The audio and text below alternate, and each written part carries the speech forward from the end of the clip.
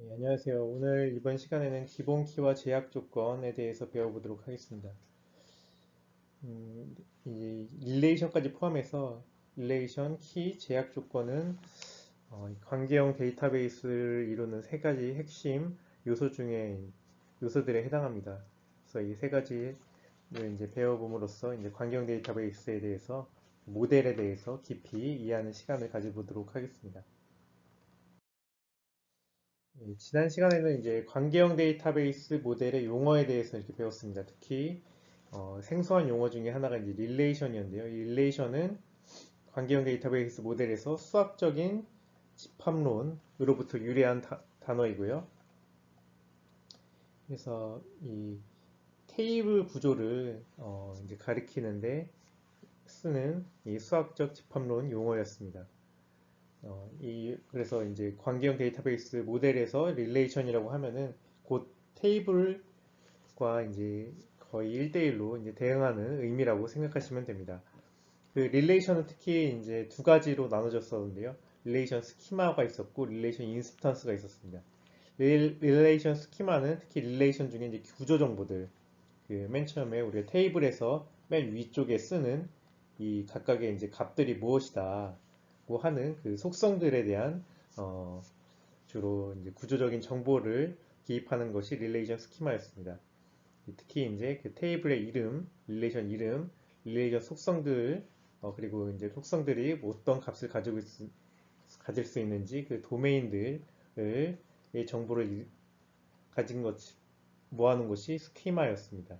반면에 이제 이 스키마, 구조 정보의 기초에서 이 값들을 이제 추가해서 쭉쭉쭉 이제 확장시킨 것들, 값 정보들에 해당하는 부분이 인스턴스였고요. 그리고 한 개의 데이터, 각 행들을 가리키는 것이 이제 튜플이었습니다. 그 튜플의 집합이 이제 릴레이션 인스턴스라고 배웠습니다.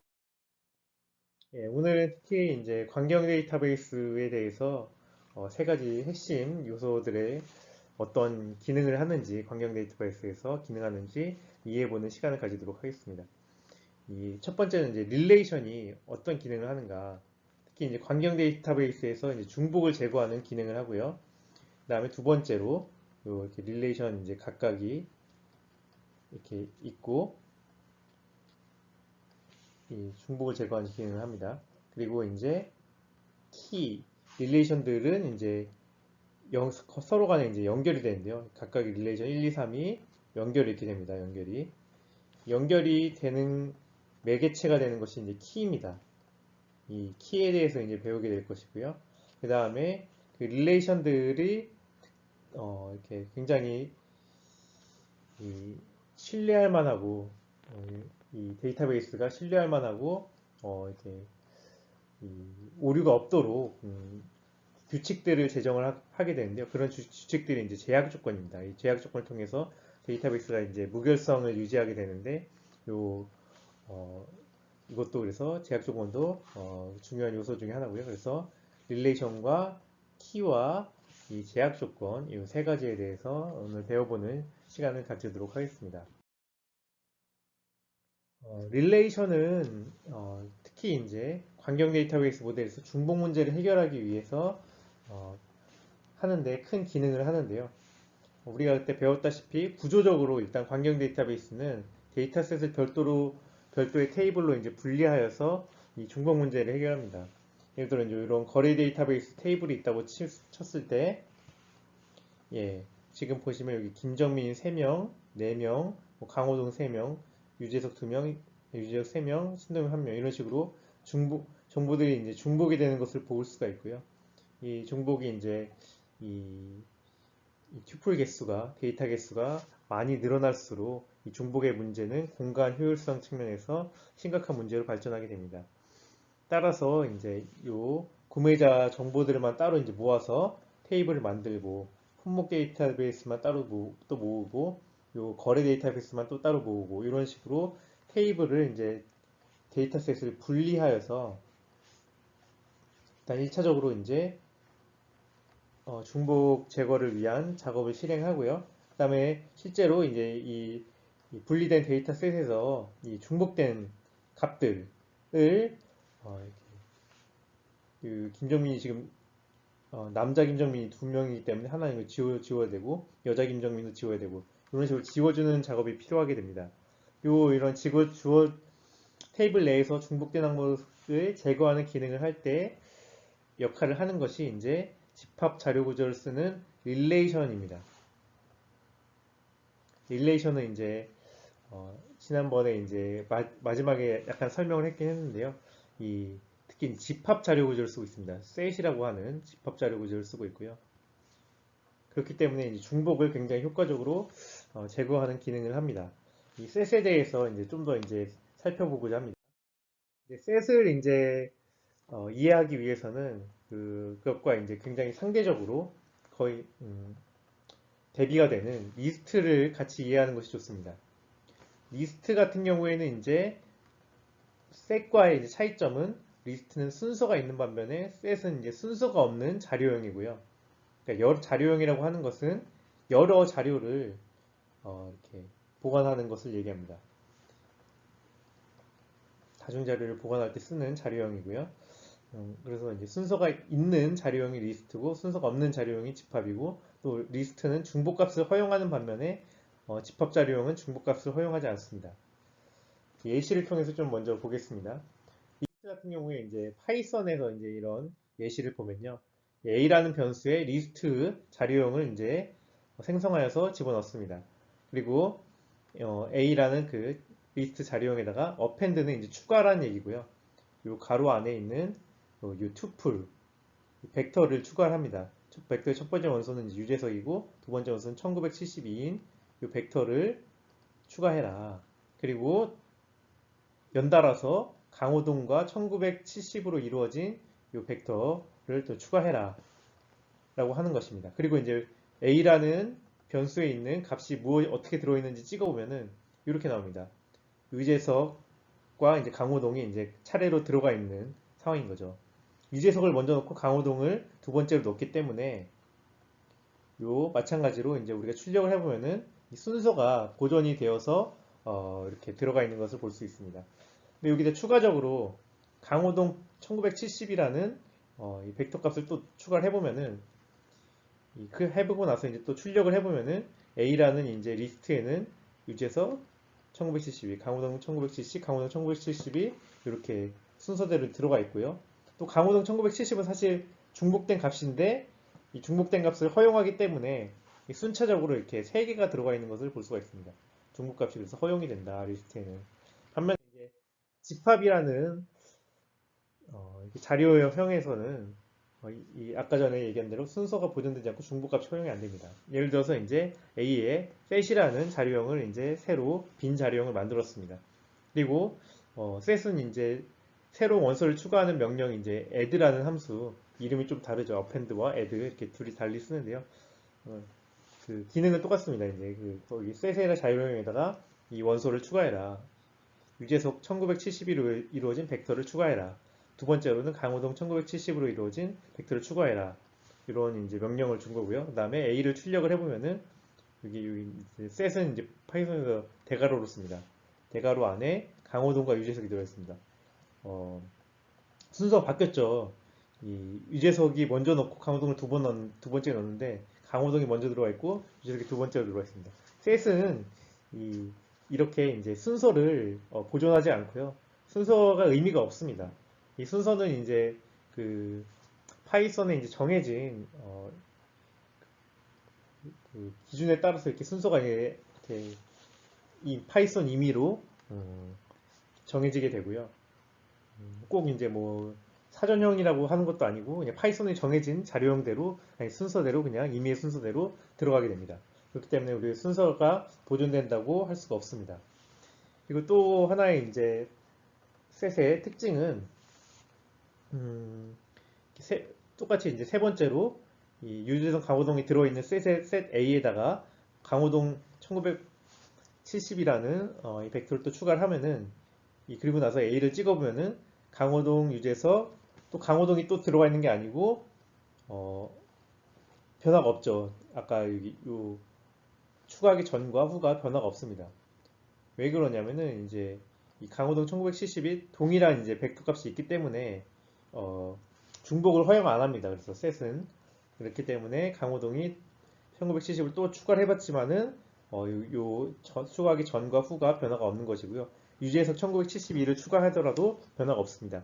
반면에 뭐 이제 새로운 이제 이름 뭐 신동엽 뭐 1980이라든가 이런 값을 추가하면은 새롭게 이제 또 값이 들어가겠죠. 마찬가지로 이제 유재석 1973을 추가해도 새롭게 들어가고요. 근데 유재 1972나 강호동 1970 같이 이 기존에 있는 값을 추가하게 되면은 셋은 중복을 허용하지 않기 때문에 변화가 없게 됩니다. 마찬가지로 이 우리가 데이터베이스 광경 데이터베이스 모델에서 쓰는 릴레이션도 이 셋 기반의 자료형입니다. 그렇기 때문에 이 테이블에서 이 중복된 값을 허용하지 않습니다. 중복 항목을 허용하지 않는 집합 구조를 이제 사용하는 것이 이제 릴레이션입니다. 그래서 이제 데이터를 이제 입력을 예를 들어 해보겠습니다. 김정민을 이렇게 입력을 하고 또 김정민, 김정민 1970. 그러니까 요게 하나의 이제 튜플 풀이자 데이터라고 하는 거죠. 데이터 하나를 입력을 하면은 처음에 들어가죠. 이렇게 들어가고 두 번째 입력을 하는 순간 이 데이터가 동일하기 때문에 릴레이션은 셋 자료용, 셋 집합 자료용이기 때문에 동일한 것을 인정하지 않습니다. 그렇기 때문에 요것을 또 입력하라고 했을 때 여전히 변함이 없고요. 근데 이제 JM00 김정민은 앞에 이 김정민과 다르죠. 다른 데이터죠. 이름만 똑같고 아이디도 다르고 출생 연도도 다르고 성별도 다르고 주소도 다른 데이터이기 때문에 이렇게 입력이 되고 반면에 이제 김정민을 또다시 입력을 하게 했을 때는 여자 김정민을 이번에 입력이 안 됩니다. 중복이 되기 때문에. 그 다음에 그렇기 때문에 이것을 쩌레로 릴레이션에 입력을 했다고 쳤을 때는 이렇게 중복된 것들이 다 지워진다고 할 수 있겠죠. 여기 처음에 중복되지 않은 것만 이제 입력이 들어가고요. 이런 식으로 그래서 집합 구조를 사용함으로써 데이터 입력 시 중복 값이 이미 테이블에 존재하면 입력하지 않습니다. 따라서 데이터베이스의 중복 항목을 자동으로 제거하는 효과가 있다고 할 수 있습니다. 그래서 이제 이 릴레이션은 특히 이제 테이블 중에서 이 관계형 데이터베이스 모델에서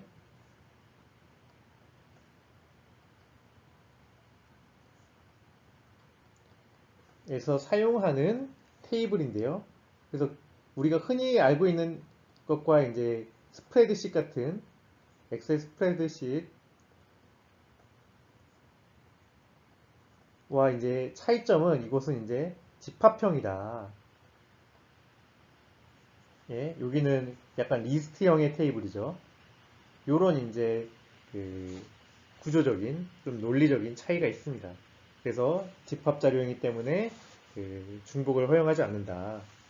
요거를 이제 알아두시면 좋겠고요. 그래서 릴레이션으로 이제 표현함으로써 집합 구조를 이 적용을 받아서 중복 항목이 자동으로 이제 제거되게 됩니다. 네. 이렇게 해서 이제 릴레이션이 어떤 이제 기능을 하는지 방금 살펴봤습니다. 릴레이션 아까 전에 말씀드린 대로 관계형 데이터베이스 모델에서 릴레이션은 중복을 제거하는 효과가 있다 말씀드렸고요. 그다음에 이제 두 번째로 이제 키를 살펴보겠습니다. 키는 특히 이제 관계형 데이터베이스 모델에서 릴레이션 간의 연결, 릴레이션 간의 소통할 때 쓰는 것이 매개체가 이제 키인데요. 왜 그러면 이제 소통과 연결이 필요한 것인가? 아까 우리가 봤다시피 이렇게 환경 데이터베이스 모델의 구조상으로 서로 다른 종류의 데이터셋은 각 릴레이션으로 이제 분리가 됩니다. 고객 릴레이션은 고객 정보는 고객 릴레이션으로, 구매 내역은 구매 내역 릴레이션으로 이렇게 분리가 되는 것이고요. 예, 이런 식으로 예제를 보면은 그렇습니다. 근데 우리가 이제 구매 내역에서 약간 확장된 정보를 얻고자 하는 상황인 것이죠. 예를 들어 이제 이 마우스는 우리가 이제 성별별로 최다 구매 품목을 알아보고 싶은 거죠. 구매 수량을, 품목의 수량을. 그렇기 위해서는 이 마우스가 구매한 이 킴이라는 이제 고객이 성별이 남자인지 여자인지를 알고 싶다는 거죠. 그러니까 근데 내역 릴레이션만 가지고는 이 정보가 알 수가 없기 때문에 고객 릴레이션을 이렇게 참조를 해야 됩니다. 연결해서 소통을 해서 이 킴이라는 사람은 지금 남자다. 이건 남자고 키보드도 그래서 남자가 구매했고 JM00은 김정민인데 여자네요. 그래서 여를 구매했기 때문에 얘도 남남이고 그렇기 때문에 남자 중에 가장 많이 구매한 거는 수량별로 봤을 때는 책이네요. 책 3권이고 예, 이건 2개 하나, 2개 운동화 이렇게 되기 때문에 여자별로서는 마우스가 2개 구매했다. 이렇게 최대 구매 품목을 알기 위해서는 이런 식의 그 릴레이션 간의 확장이 필요합니다. 소통과 확장이 필요하다는 것이죠.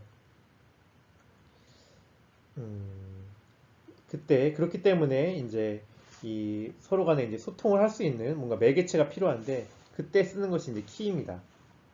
키에 대해서 좀 더 자세히 보겠습니다. 여기도 잠깐 끄겠습니다. 예, 키는 이제 릴레이션을 연결하기 위해 사용되는 연결고리이자 이제 매개체입니다.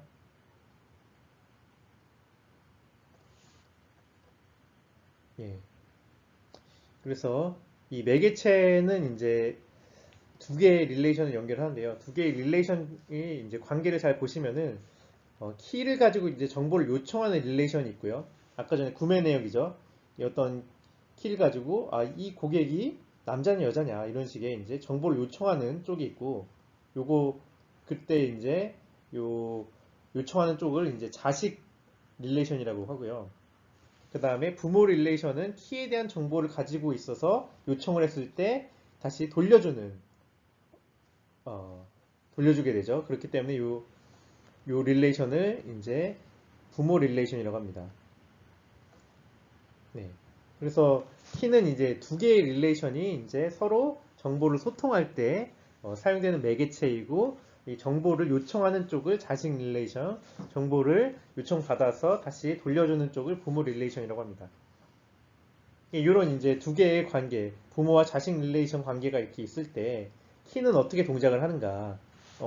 동작 및 정의 및 동작 원리. 예. 먼저 이제 부모 릴레이션 쪽에서 키를 만듭니다. 원본입니다. 키의 원본. 우리가 키가 원본이 있고 복사본이 있다고 이제 생각을 해보겠습니다. 우리 뭐 이제 우리 뭐 현관문 이제 쓰는 열쇠 키에서도 이제 원본 있고 복사본 있죠. 그런 식의 원본 키를 이렇게 만듭니다. 부모 릴레이션 쪽에서. 근데 만약에 그리고 나서 이제 자식 릴레이션 쪽에서 이제 이 키를 사용하는 데이터를 등록할 때 맨 처음에 이제 구매 릴레이션, 요 자식 릴레이션이 비어 있다고 생각해 보고요. 근데 비어 있다가 여기가 지금 없다가 맨 처음에 이제 요 킴 마우스 22를 등록을 했습니다. 여기에 해당되는 키를 고객이 지금 이제 킴이 있기 때문에 이 고객에 해당되는 키를 달라고 해가지고 보면 A죠. A를 이제 받아서 요 복사 키 여기는 이제 원본 있고 복사를 해줬다고 이제 생각을 하는 겁니다. 이렇게 복사를 한 정보를 키를 갖고 있는 겁니다. 이런 식으로 자식 릴레이션이 이제 부모 릴레이션에 이제 고객에 해당되는 정보에 대한 키를 이제 갖고 있는 거고요. 이렇게 BBCC. 예. 그러면 이제 이렇게 설정이 된 상황에서 이제 요거는 이제 키를 정의하는 과정이었고요. 여기까지 정의의 과정이었고 사용을 할 때는 어떻게 하냐? 자식 릴레이션이 만약에 이 고객에 대한 정보가 필요하다. 그러면 이제 부모 릴레이션에 대해서 이제 키를 전달해 주면서 야 키가 A인 고객의 정보를 나한테 줘라, 돌려달라 이렇게 요청을 하는 것이죠.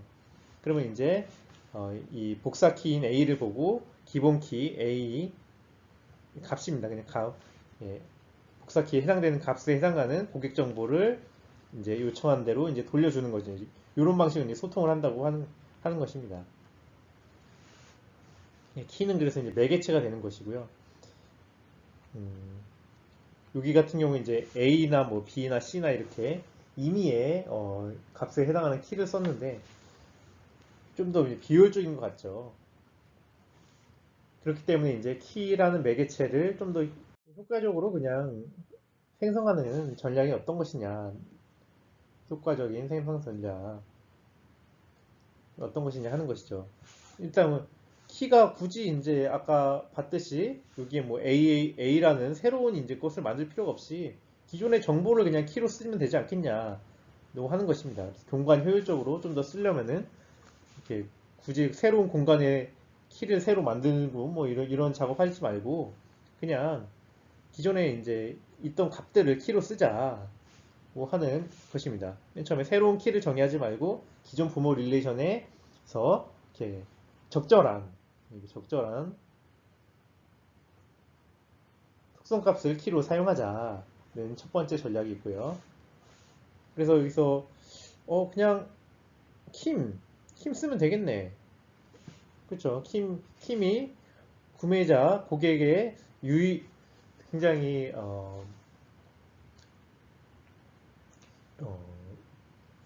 이거를 유일하게 대표할 수 있는 값이기 때문에 그냥 키로 썼을 때 우리가 이제 뭐 킴이 두 명이 아이디가 없죠. 그렇기 때문에 킴이라는 이제 자식 릴레이션 쪽에서 킴이라는 키에 대한 값을 달라고 했을 때 부모 릴레이션이 킴이 뭐 두 개가 있다고 치면은 이 킴을 줘야 되나 저 킴을 줘야 되나 이렇게 헷갈릴 텐데 킴은 지금 일단 이게 유니크하게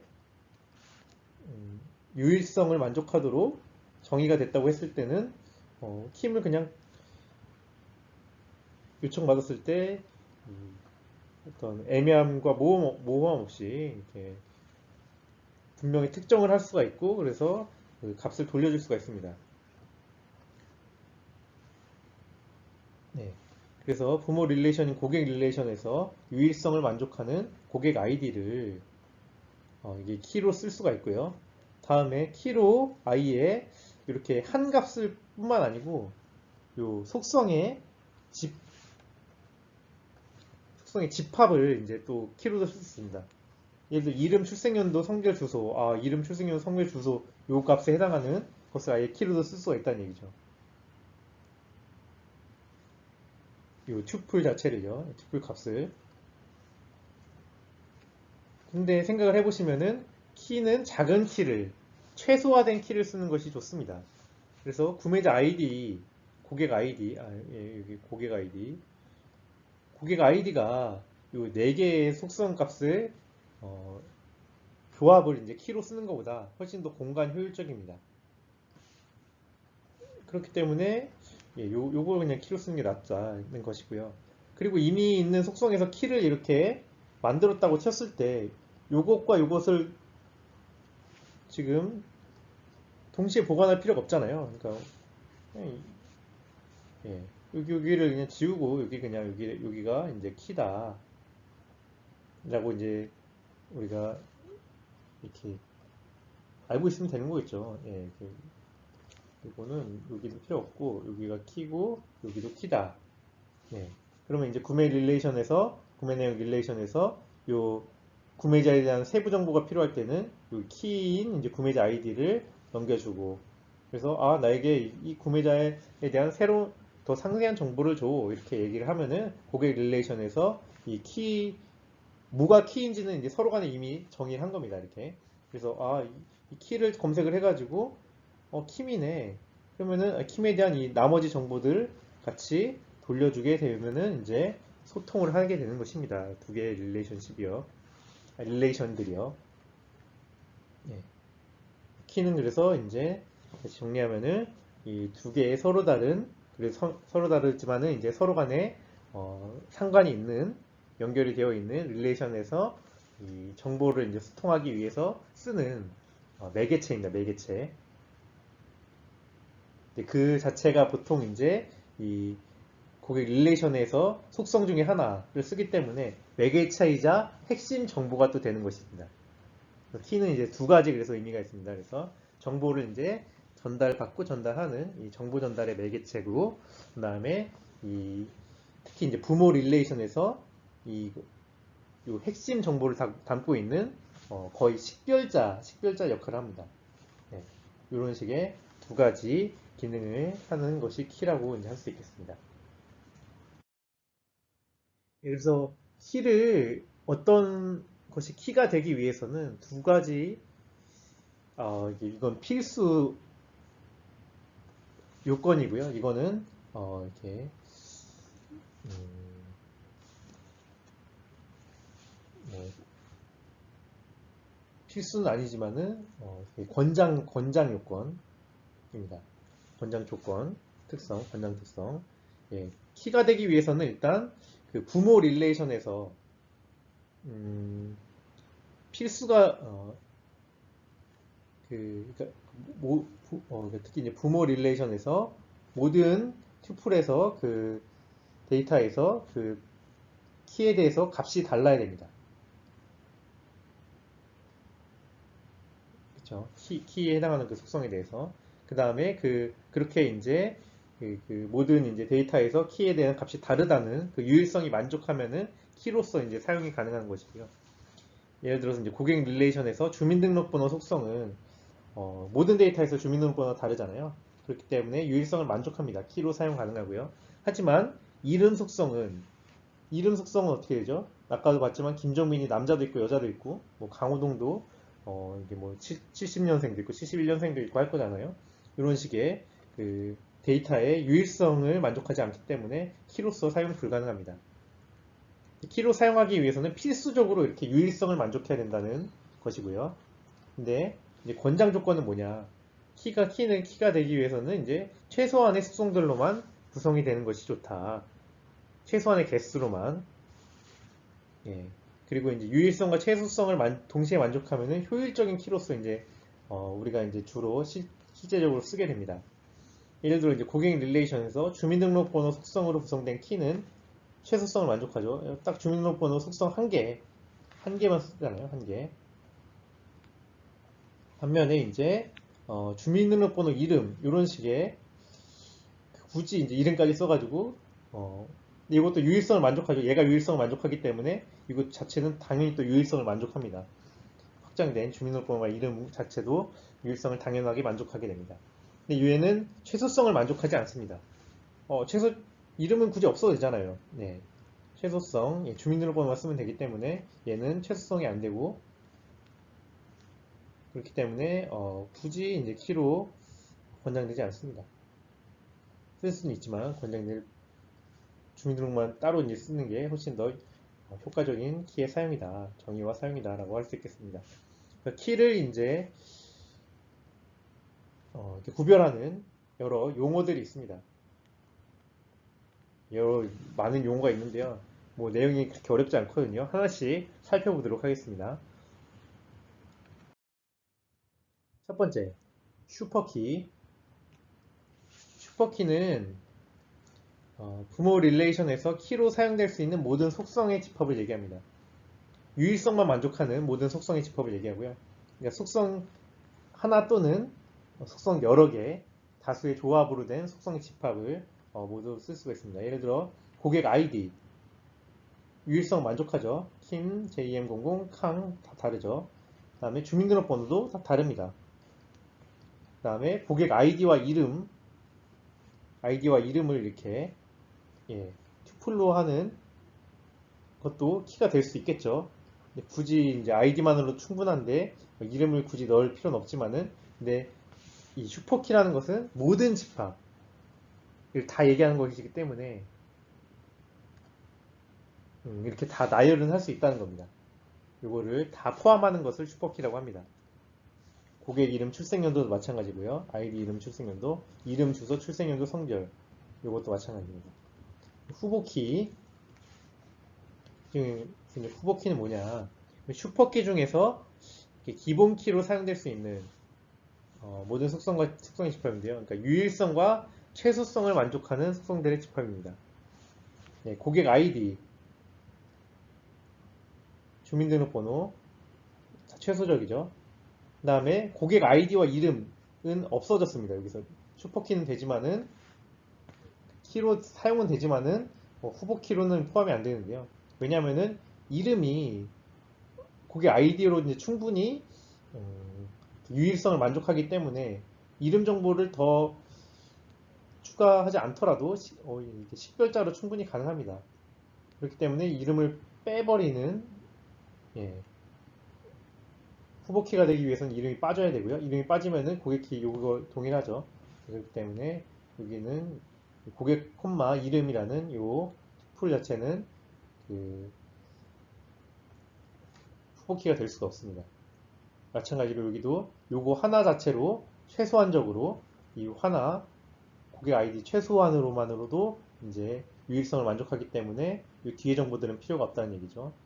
근데 요 이름, 주소, 출생연도, 성별 우리가 만약에 이름, 주소, 출생연도, 성별로 어떤 특정한 사람을 이 고객에 대해서만 다 특정을 할 수 있다고 하면은 유일하게 특정할 수 있다고 하면은 요것도 지금 이제 후보키로 쓸 수 있다는 겁니다. 근데 이게 뭐 한 100명 단위면은 요 네 가지 정보로 이제 키로 쓸 수 있겠죠. 근데 이제 1000명, 10,000명 됐을 때 이렇게 서울에서 1997년도에 있으면서 남자이고 김정민 이름이 김정민인 사람은 중복될 수 있겠죠. 그렇게 중복이 가능할 수 있다고 쳤을 때는 요거는 이제 키가 될 수 없습니다. 유일성 만족하지 않기 때문에요. 근데 만약 지금 상태로 한 100명 정도 우리 학교 한 과에서 수준이라고 쳤을 때 요 그때는 이제 키로 사용할 수 있겠다. 그때는 이제 후보 키가 될 수 있다. 는 겁니다. 요 네 가지를 다 써야만 이렇게 어떤 유일한 유일성을 만족할 수 있다면은 이게 최소 단위가 되는 것이고요. 그때 그렇기 때문에 이거는 후보 키라고 얘기할 수 있습니다. 그때는. 이제 후보 키 중에서 이제 단일 키는 뭐냐? 단일 키는 하나의 속성, 정말 최소한의 최소성을 만족하는 것이죠. 미니멀리티 중에서 정말 미니멀리티, 고객 아이디나 주민등록부 같이 딱 속성 하나로 이루어진 후보키를 단일키라고 하고요. 복합키는 후보키 중에서 두 개 이상의 속성으로 이루어진 키를 이제 복합키라고 합니다. 복합키 4개의 속성의 조합이죠, 지금. 예를 들면 이런 것들을 복합키라고 합니다. 그래서 우리가 실제로 이제 이 관계형 데이터베이스 모델 설계를 하고 이제 구축을 할 때 이 후보 키를 설정을 해줘야 되거든요. 그때 복합 키는 지양하는 것이 좋습니다. 쓰지 않는 것이 좋고요. 단일 키 중에서 후보 키 중에 단일 키 중에서 이 최종 선택을 해야 됩니다. 최종 선택하는 것이 좋습니다. 최종 선택을 후보 키 중에서 주로 이제 단일 키 우선을 해가지고 최종 키로 사용하기로 최종 선택한 키를 이제 기본 키라고 합니다. 예, 그래서 고객 릴레이션에서 기본 키는 고객 아이디로 쓸 수 있죠. 근데 왜 주민등록번호보다 고객 아이디를 쓰는 게 좋을까요? 주민등록번호를 쓰는 게 좋을까요? 예, 고객 아이디를 쓰는 게 더 좋은데요. 기본 키로. 왜냐면 주민등록번호는 이거는 이제 이 유일성과 최소성이라는 측면에서는 별로 이제 두 개가 어떤 것이 더 좋다, 나쁘다 얘기할 수 없는데요. 근데 이제 좀 질적인 측면, 그러니까 실제 실용적인 측면에서 봤을 때는 주민등록번호는 너무 이제 과하죠. 이제 고객이라는 고객 릴레이션, 이 릴레이션이 담고 있는 정보를 이제 식별하기 위해 쓰는 것이 이제 기본 키의 하나의 이제 역할인데요. 이것과 이제 의미상으로 매칭이 되는 게 고객 아이디잖아요. 예, 주민등록번호는 고객이라는 이제 릴레이션과 의미상의 매치를 이룬다기보다는 정말 이제 국가 단위의 국민 이 정도 수준의 이제 릴레이션과 의미 단위의 매치를 이루기 때문에 좀 더 의미상으로 봤을 때 고객 아이디라는 것을 기본 키로 쓰는 것이 좋다 얘기할 수 있겠습니다. 뭐 기능상으로 봤을 때는 둘 다 이제 동일하게 유일성과 최소성을 만족하기 때문에 동일하게 사용해도 됩니다.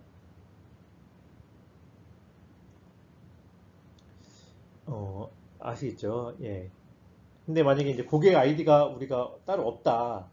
우리 데이터베이스에. 그럴 땐 주민등록번호를 이제 쓰는 게 낫겠죠. 뭐 이름 요 네 가지 튜플보다는 사실 이 한 가지 단일 키로 이루어진 주민등록번호를 고객 아이디가 만약 없을 때는 기본 키로 쓰는 것이 좋습니다. 그리고요, 이 대리키는 뭐냐? 대리키는 이제 후보 키 중에 마땅한 기본 키가 없어서 임의로 만든 이제 숫자 또는 이제 문자의 키를 얘기합니다. 예를 들어 우리가 고객 아이디, 주민등록번호가 다 없어요. 우리 정보에. 이제 4개의 이제 뭐 이런 복합키를 이제 기본 키로 쓸 수도 있는데요. 이제 그러지 말고 차라리 투플로 쓰는 것보다 우리가 그냥 임의의 넘버링을 한 키를 만들어 쓰자. 그게 그렇게 쓸 때가 이제 대리키입니다.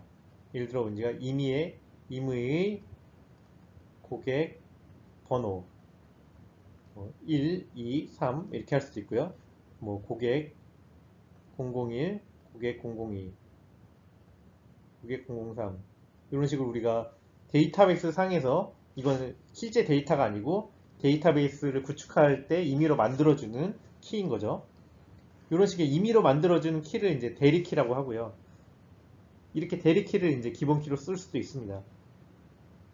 사실 이제 우선순위상으로 봤을 때는 복합키보다도 오히려 이 대리키를 새로 만들어서 쓰는 편이 좋습니다. 예, 그리고 이제 대체키는 뭐냐? 대체키는 아까 후보키들이 있었잖아요. 후보키들 중에서 기본키로 선택되지는 않았어요. 선택하진 않았지만은 차후에 이제 기본키로 사용 가능한 키들을 얘기합니다. 지금 이런 예제에서는 고객 아이디를 기본키로 사용을 했어요. 기본키로 이제 사용했을 때 보통 이렇게 언더바를 해주거든요. 이제 속성 이름에다가 밑줄을 그어줍니다. 근데 나중에는 이제 고객 아이디가 뭐 이제 이상해졌다 그러면 이제 주민등록번호를 이제 기본키로 쓸 수도 있겠죠. 그러니까 기본키로 사용 가능한 후보키를 이제 대체키라고 합니다.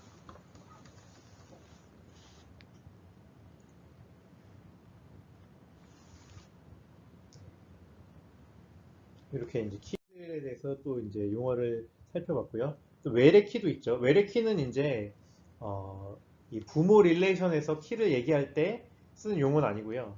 이 자식 릴레이션에서 이렇게 키를 얘기할 때 부모 릴레이션에 복사 키를 갖고 와가지고 가지고 있는 키를 외래 키라고 합니다. 부모 릴레이션으로부터 복사 키를 가져온 복사 키를 이제 자식 부모 릴레이션으로부터요.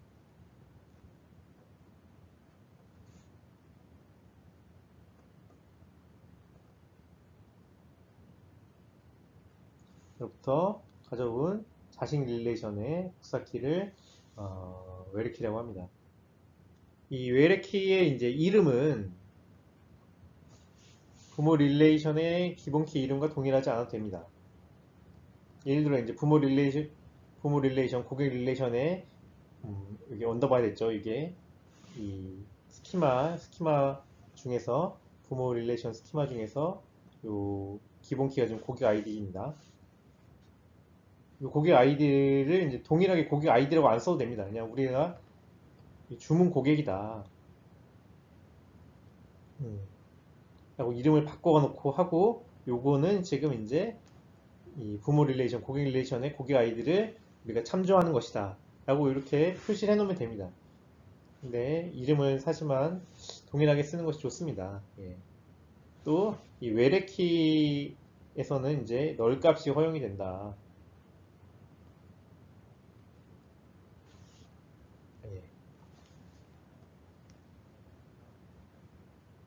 주문 릴레이션에 지금 그래서 여기 보시면은 주문 릴레이션에는 지금 키가 2개가 있는데요. 첫 번째는 주문 번호라는 주문 릴레이션의 기본 키가 있고요. 또 다음에 주문 고객이라고 하는 이 고객 릴레이션의 고객 아이디를 참조를 하는 외래 키가 있습니다.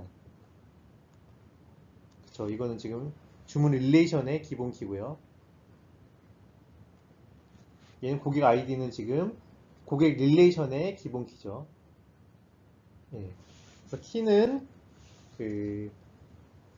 우리가 이제 부모 릴레이션 쪽에서 봤을 때는 기본 키를 갖고 있는 거고요. 주문 릴레이션에서 그 기본 키에 해당되는 거를 복사해가지고 가지고 있다면은 그거는 외래 키라고 부릅니다. 이렇게. 알겠죠? 예. 외래 키는 기본 키의 복사판이다. 이렇게 생각하시면 됩니다. 그래서 이제 실제로 보시면은 고객 릴레이션의 기본 키, 고객 아이디가 이렇게 있고요. 여기 애플, 바나나, 캐롯, 오렌지 이런 식의 아이디들이 있습니다.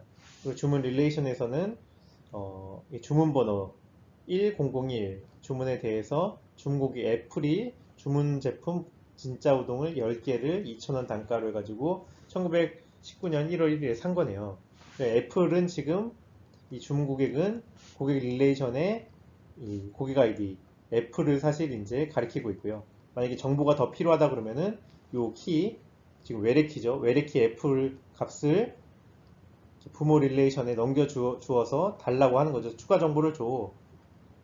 요 외래 키를 넘겨주면서 예, 추가 정보 줘. 이렇게 얘기를 하면은 고객 릴레이션은 이제 어떻게 소통을 하냐면은 이 외래 키 애플을 받아서 이 자기의 이 기본 키, 본키에서 값을 검색을 해가지고 해당하는 요 데이터, 요 테이프를 이제 다시 돌려준다.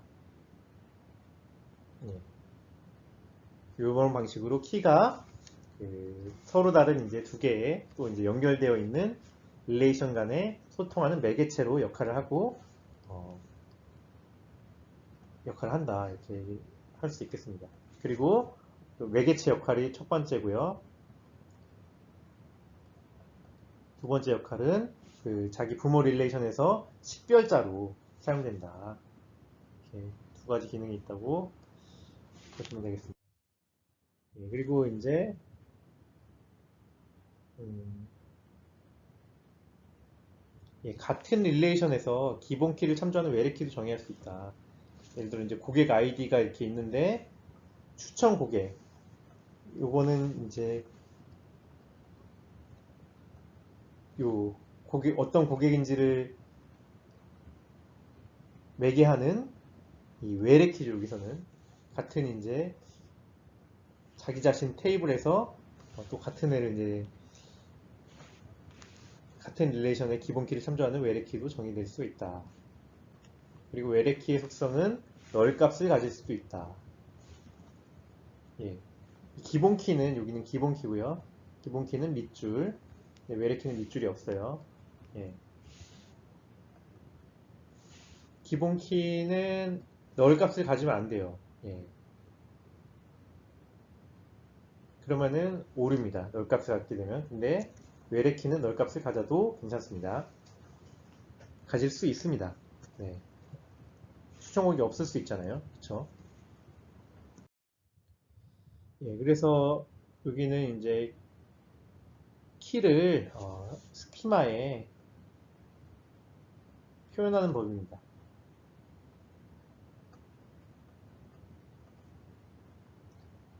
예, 스키마는 이 릴레이션의 이름과 가로 열고 속성들을 이제 나열하는 것으로서 이제 구조, 스키마를 이제 이렇게 표현할 수가 있는데요. 근데 그 중에서 이제 그 이제 여러 개의 이제 릴레이션의 스키마가 있으면은 스키마 간에 이제 어떤 키의 매개체가 있을 경우에 연관된 관계가 있을 경우에 이렇게 화살표를 씁니다. 화살표는 이제 그 참조 요청을 하는 쪽, 그러니까 자식 릴레이션이로부터 참조를 받는 요청을 받는 쪽 부모 릴레이션으로 이제 화살표를 이렇게 나가게끔 화살표를 이제 긋게 되어 있습니다. 네. 여기서 학생 릴레이션에서 기본 키는 뭔가요? 학번이죠. 그리고 상담 릴레이션에서 기본 키는 학번 담당 교사. 이거 지금 뭐냐? 지금 복합키입니다. 복합키. 만약에 복합키를 안 쓰고자 하면 어떻게 돼야 돼요? 상담에서 뭔가 상담 번호, 상담 예. 그런 번호 같은 이제 새로운 서로게이트 키, 대리 키를 이제 쓰는 게 좋겠죠. 그 다음에 상담에서 이제 또 이 학번은 복합 키라는 기본 키에 하나의 키이기도 하면서 사실 이제 또 외래키다. 혹은 학생 릴레이션 참조하는 외래키인 거죠. 담당 교사도 외래키고요.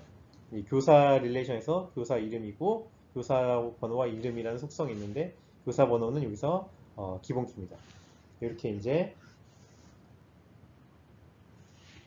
하나의 릴레이션에는 외래키가 여러 개 존재할 수도 있고 외래키를 기본 키로 사용할 수도 있다.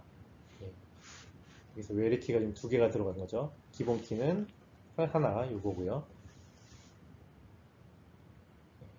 이렇게 이 스키마에 이렇게 스키마는 이제 표현하는 방법은 릴레이션 이름을 쓰고 그 다음에 가로 열고 속성 이름들 쓰고 그 다음에 속성 중에서 이제 기본 키인 거는 밑줄 그어주고요.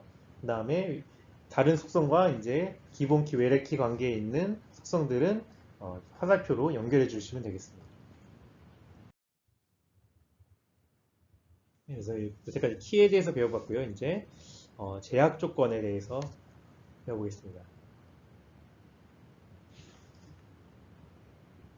제약 조건은 무결성 제약 조건이라고 하는데요.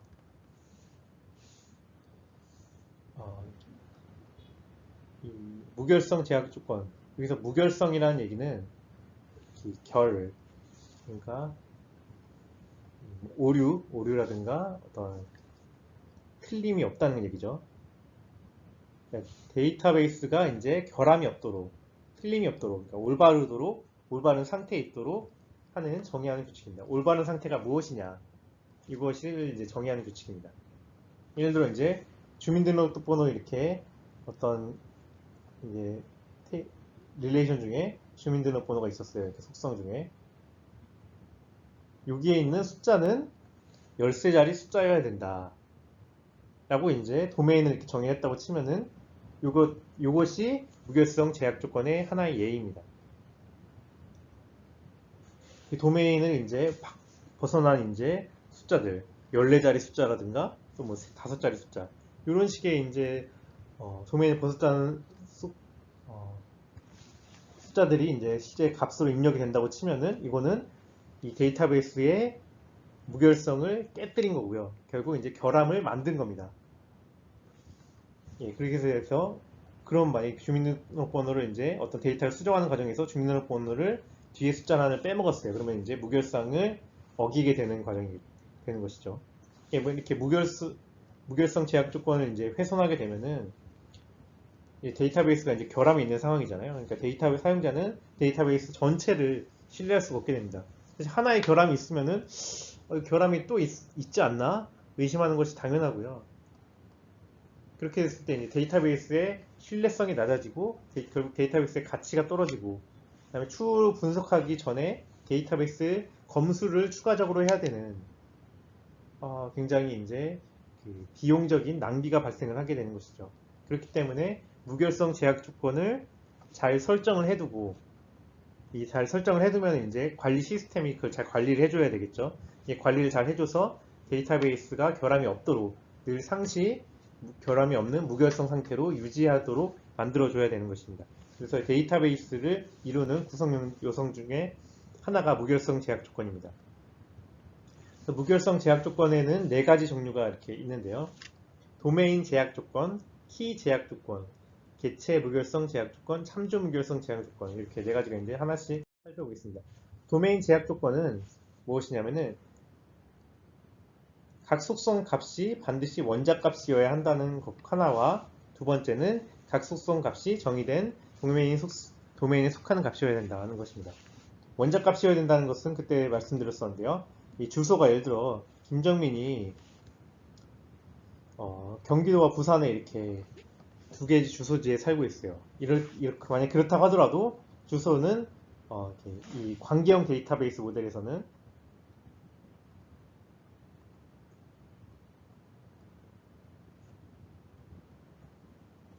모델에서는 이 원작 값이 아닌 이런 다중값을 허용하지 않습니다. 그렇기 때문에 하나만 넣어야 된다는 얘기죠. 이거 자체를 아예 그냥 서울, 경기, 부산 중에 하나다 이렇게가 아니고 그냥 아예 이렇게 문자열로 만든다면 이것도 가능합니다. 문자열이라는 거는 하나의 이제 값이 되기 때문에. 근데 이 주소의 도메인이 뭐 서울, 경기, 부산 뭐 이런 것 중에 하나다. 이렇게 돼 있을 때는 요 값을 두 개를 갖게 된 거잖아요. 지금 경기, 부산이란 거는. 요거는 이제 원자가 속성은 이제 원자 값이라는 조건을 어기게 된 것이고요. 근데 요거 자체를 도메인을 이렇게 안정하고 주소라는 도메인을 이렇게 아까 그때 발차 같이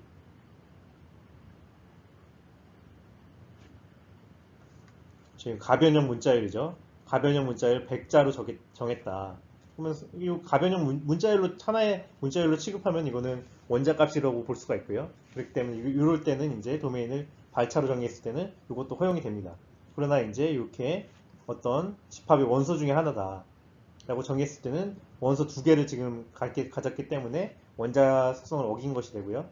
그래서 도메인 제약 조건을 어기는 셈이 됩니다. 그 다음에 각 속성의 값이 반드시 정의된 도메인에 속하는 값이어야 한다. 예를 들어 출생 연도에 도메인을 우리가 뭐 2000보다 작은 어떤 정수라고 했을 때 0에서 예를 들어 뭐 2000 3000보다 작은 정수라고 했을 때 이게 4000이다고 하면 도메인을 넘어가 버렸죠. 도메인에 속하지 않는 값이 입력이 됐기 때문에 도메인 제약 조건을 어기게 생깁니다. 그래서 도메인 제약 조건이라고 하는 것은 각 속성의 값이 이제 정의된 정의역에 대해서 원자 값이어야 된다. 그리고 각 속성의 값이 정의된 도메인에 대해 속하는 값이어야 된다. 이렇게 두 가지 조건이 도메인 제약 조건입니다. 그다음에 키 제약 조건은 뭐냐면은 기본 키 여기 지금 이름 밑줄이 들어가 있죠. 이게 지금 기본 키입니다. 요 릴레이션의 기본 키인데 기본 키의 속성의 값은 중복된 값을 가지고서는 안 된다. 김정민이 두 번 나오잖아요. 그러니까 이때 기본 키의 기능 두 가지 얘기했었죠. 매개체화 된다. 그 다음에 식별자가 된다. 이게 식별자가 안 되잖아요. 예, 유니크하게 않기 때문에. 그렇기 때문에 얘는 기본 키로서 땡. 요거는 이제 이 값을 바꾸는 것이 아니고 기본 키를 이름에서 구매자 아이디로 바꿔야겠죠. 그럼 기본 키를 해제를 하고 기본 키를 바꿔줘야 합니다. 아무튼 기본 키가 설정이 되어 있으면은 그 키 제약 조건이란 뭐냐면은 기본 키 속성의 값은 중복된 값을 가져서는 안 된다는 것이 키 제약 조건입니다. 개체 무결성 제약 조건은 뭐냐면은 기본 키에 대한 조건인데요. 기본 키를 구성하는 모든 속성은 널 값을 가질 수 없다. 예. 이 고객 아이디를 지금 이 릴레이션이 기본 키로 정했네요. 근데 널을 갖고 있잖아요. 예.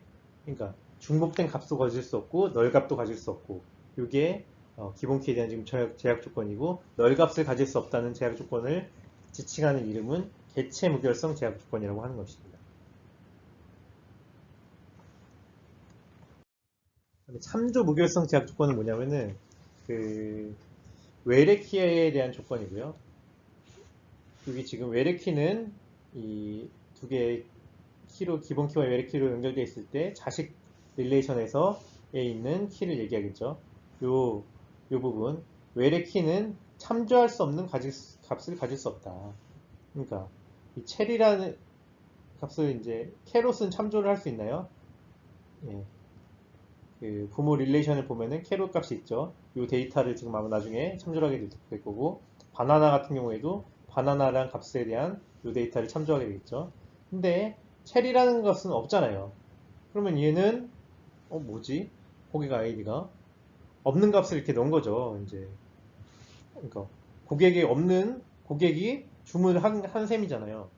이건 말이 안 되기 때문에 이렇게 외래 키에 대해서는 그것에 이제 참조가 있는 기본 키를 봤을 때 그 값이 없는 값은 외래 키로 참조할 수 없다는 것이 이제 참조 무결성 제약 조건입니다. 네.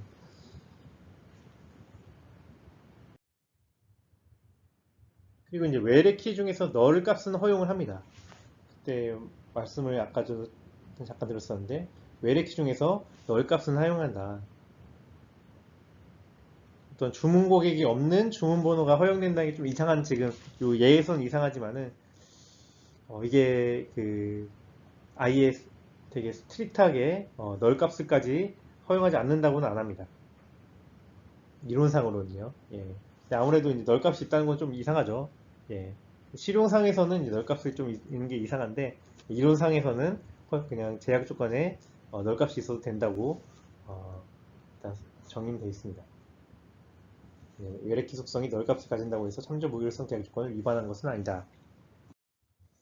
예, 그래서 오늘 이렇게 수업을 정리를 해보겠습니다. 오늘은 릴레이션과 키와 제약 조건을 배웠고요. 이 릴레이션과 키와 제약 조건은